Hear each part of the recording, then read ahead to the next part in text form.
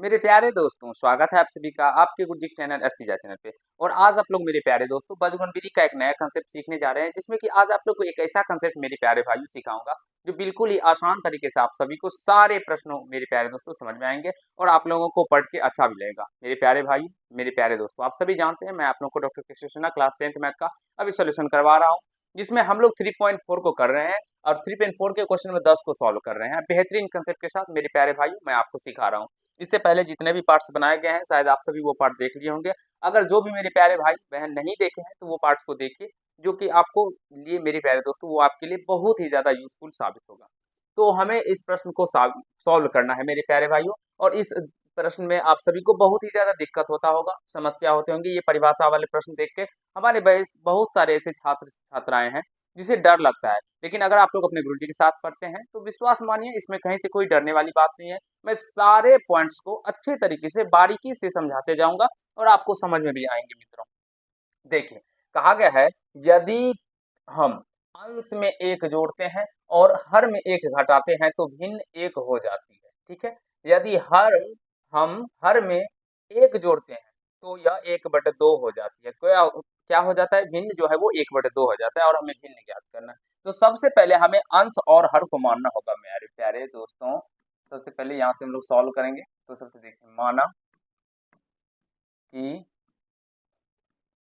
अंश x एवं हर y है। क्योंकि अंश और हर का बात किया गया है तो हमें अंश और हर मानना होगा, तभी हम मेरे प्यारे दोस्तों ऐसे प्रश्नों को सॉल्व कर सकते हैं। तो हमने मान लिया, माना कि अंश x तथा हर y है, तो यहाँ से जो हमारा भिन्न निकल के आएगा वो भिन्न क्या हो जाएगा? आप सभी जानते हैं जो भिन्न का जो फॉर्मूला होता है वो अंश बटे हर होता है। यहाँ से हम x बटे y लिखेंगे। तो अब प्रश्न से हम इक्वेशन अब मेरी प्यारे मित्रों तैयार करेंगे। कहा क्या गया है? देखिए, यदि हम अंश में क्या जोड़ेंगे? एक जोड़ेंगे। तो चलिए यहाँ से अंश में एक जोड़ते हैं। तो अंश में एक जोड़ दिए और हर जो है वो y ही है। ठीक है, तो और हर में से एक घटाते हैं। जब अंश में एक जोड़ेंगे यदि और हर में से एक घटाएंगे, तो चलिए यहाँ से हम हर में से एक घटाएंगे। तो यहाँ से y-1 इक्वल टू क्या हो जाएगा? तो फिर कह रहा है तो भिन्न एक हो जाता है, यानी भिन्न एक हो जाता है। तो इसी के बराबर हमें एक कर देना है। तो सबसे पहले अब हमें सॉल्व करके यहाँ से एक इक्वेशन तैयार कर लेना है। ठीक है, तो यहाँ से देखिए, इसको सॉल्व करेंगे, क्रॉस मल्टीप्लाई करने पे ये x+1 इक्वल टू y-1 हो जाएगा। y-1, क्योंकि इसके नीचे में भी कुछ नहीं है 1, तो क्रॉस मल्टीप्लाई 1 से 1 को इसको मल्टीप्लाई और इस y-1 से इसको मल्टीप्लाई हो जाएगा प्यारे दोस्तों।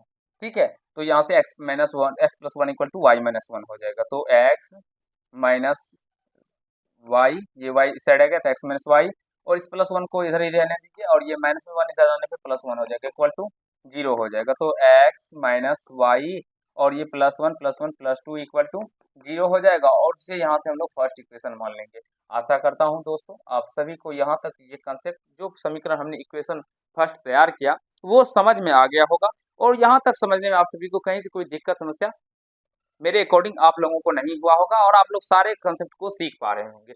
अब हम लोग नेक्स्ट कंसेप्ट की बात करते हैं, तथा जो दूसरा इक्वेशन दिया गया है उसमें हमें इसको भी सॉल्व करना होगा ना। तो कहा गया, यदि हम हर में एक जोड़ते हैं, कहा गया है यदि हम हर में एक जोड़ते हैं तो यह 1/2 हो जाती है। मेरे प्यारे मित्रों, समझने का प्रयास कीजिएगा। हर में हम लोग को क्या करना होगा? अब एक जोड़ना होगा। तो भिन्न x/y है तो x और y, अब हर में हमें एक जोड़ना है तो अंश को छोड़ दीजिए, हर में हमें एक जोड़ दिए तो भिन्न जो है वो 1/2 हो जाता है। तो 1/2 कर दिया, क्रॉस मल्टीप्लाई करने पे ये 2x और यहाँ से y+1 हो जाएगा। तो इस सारे टर्म को हम इधर लेके आ जाएंगे। तो 2x minus Y minus 1 equal to 0, और इसे हम लोग सेकेंड इक्वेशन मान लेंगे। आई होप मेरे प्यारे भाई आप सभी सीख पा रहे होंगे और समझ पा रहे होंगे हमने ऐसा क्यों किया। मेरे प्यारे दोस्तों, आप सभी जानते हैं जो दो चर वाले रैखिक समीकरण का युग्म होता है वो a1x b1y+c1 के इक्वल टू 0 के बराबर के रूप के फॉर्म में होता है।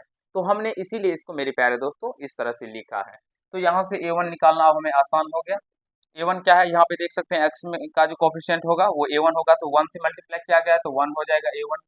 फिर b1 का बात करेंगे तो b1 क्या हो जाएगा? तो देखिए, ये -1 से गुना किया गया y तो -1 हो जाएगा। फिर c1 का बात करेंगे तो c1 जो बचा बाद में कि हमारा पार्ट बच जाता है +2, तो +2 हो जाएगा। तो हम लोग प्लस लिखते नहीं, 2 लिखेंगे। उसी प्रकार से a2 का बात करेंगे तो a2 क्या हो जाएगा? तो 2 हो जाएगा। B2 का बात करेंगे तो B2 क्या हो जाएगा, माइनस का 1, क्योंकि माइनस वाई है तो माइनस वाई का मतलब हुआ इसमें 1 से गुना किया गया और माइनस है तो माइनस भी लिखना होगा, ठीक है। C2 भी मेरे प्यारे मित्रों -1 होगा। अब हम लोग वज्र गुणन विधि का फॉर्मूला का प्रयोग करके सॉल्व करेंगे। वज्र गुणन विधि से, वज्र गुणन विधि से मेरे प्यारे दोस्तों कैसे सॉल्व करेंगे, वज्र गुणन विधि से।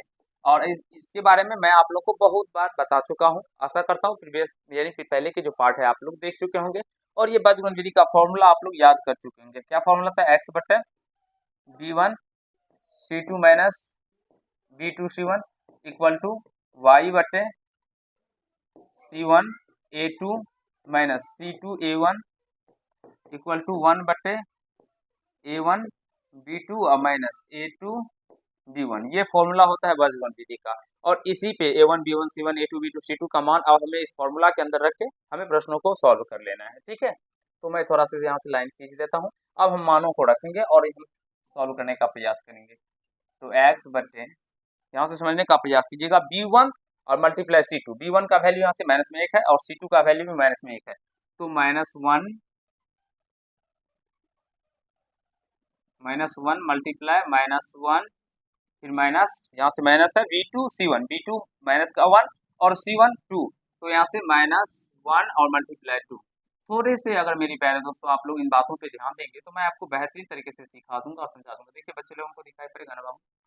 फिर c1 a2, c1 का वैल्यू 2, तो 2 और a2 का वैल्यू मित्रों क्या अगर बात करेंगे a2 तो a2 b2 ही है, minus c2 a1, c2 minus में 1 है और a1 का वैल्यू क्या है तो 1 ही।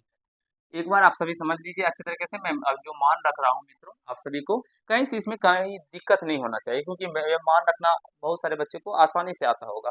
अब यहाँ से a1 और b2, a1 का वैल्यू 1 और b2 का वैल्यू -1, तो 1 मल्टीप्लाई -1 बच्चे को दिखाई पड़ रहा है ना। फिर a2 b1, a2 का वैल्यू 2 और b1 का वैल्यू -1, 2 मल्टीप्लाई -1। एक बार यहाँ तक समझने का और सीखने का प्रयास कीजिए और अगर यहाँ तक समझने में आप सभी को कहीं से कोई आपत्ति हो रहा है मित्रों तो जरूर ही हमें बताइए और कमेंट के माध्यम से मुझे समझाने का प्रयास कीजिए जो सर मुझे दिक्कत हो रहा है, परेशानी हो रहा है। अब यहाँ से इसको हम सॉल्व करते हैं, तो यहाँ से x बट्टे में -1 प्लस 1 हो जाएगा मेरे प्यारे दोस्तों, और ये माइनस माइनस प्लस 2 को 1 से मल्टीप्लाई करने पे 2 हो जाएगा, ठीक है।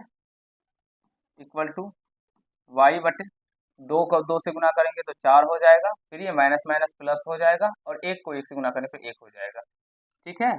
थोड़ा सा इसको छोटा करेंगे ना तो अच्छे से सारे कंसेप्ट आपको दिखने लगेंगे।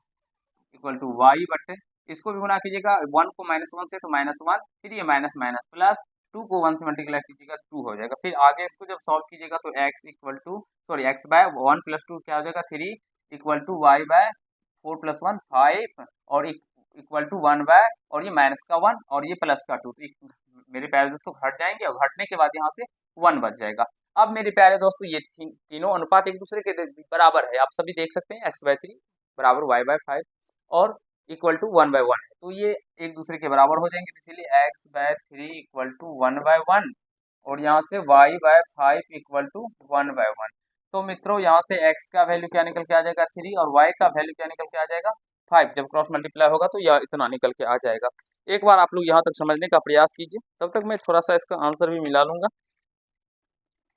और आशा करता हूँ ऐसे क्वेश्चनों को अब आप लोग भी बनाना सीख गए होंगे मेरे प्यारे दोस्तों। और यहाँ तक इस ऐसे प्रश्नों में कुछ भी नहीं है बनाना मेरे प्यारे दोस्तों। ये लीजिए बुक आप देखिए एक बार इसका आंसर क्या है, ठीक है। जैसे भी आंसर निकल के आ चुका है, हमें भिन्न निकालने के लिए कहा गया, देखिए कहा गया ना भिन्न क्या है, तो यहाँ से भिन्न बराबर लिखिएगा, भिन्न बराबर अंश बटे हर यानी x बटे वाई। ये रहा मेरे प्यारे दोस्तों हम लोगों का भिन्न जो कि निकालते हैं x बटे वाई। x का वैल्यू क्या निकल के आ गया 3 और y का वैल्यू क्या निकल के आ गया 5। तो अतः भिन्न का मान जो निकल के आया मेरे प्यारे दोस्तों क्या निकल के आ गया 3/5। आशा करता हूँ आप सभी समझ गए होंगे और यहाँ तक समझने में आप सभी को कहीं से कोई दिक्कत समस्या नहीं हुआ होगा। और ऐसे प्रश्नों को अब आप लोग मेरे प्यारे दोस्तों बनाना सीख गए होंगे। अगर थोड़ा सा भी दिक्कत होता है तो कोई बात नहीं, फिर से देखिए वीडियो को, क्योंकि मेरे प्यारे दोस्तों सारे कंसेप्टों को मैं बारीकी से आप लोगों को सिखाते हुए चलता हूँ और समझाने का प्रयास करता हूँ। तो आज के पार्ट में हम लोग एक ही वीडियो करते हैं, नेक्स्ट पार्ट में हम लोग क्वेश्चन नंबर 11 को करेंगे और उसे भी अच्छे से सिखाने का आपको प्रयास करेंगे। तो चलिए आज के पार्ट में इतना ही करते हैं। अगर आप लोग को ये वीडियो अच्छा लगा होगा तो मेरे प्यारे दोस्तों एक गुरुजी के लिए वीडियो को लाइक कर दीजिएगा और कैसा लगा ये जरूर ही कमेंट कीजिएगा और चैनल पे नए होंगे चैनल को सब्सक्राइब करके बेल आइकन को प्रेस कर लीजिएगा, जिससे मेरे हर एक वीडियो का नोटिफिकेशन आप तक पहुंचता रहे। आज के लिए इतना ही, धन्यवाद।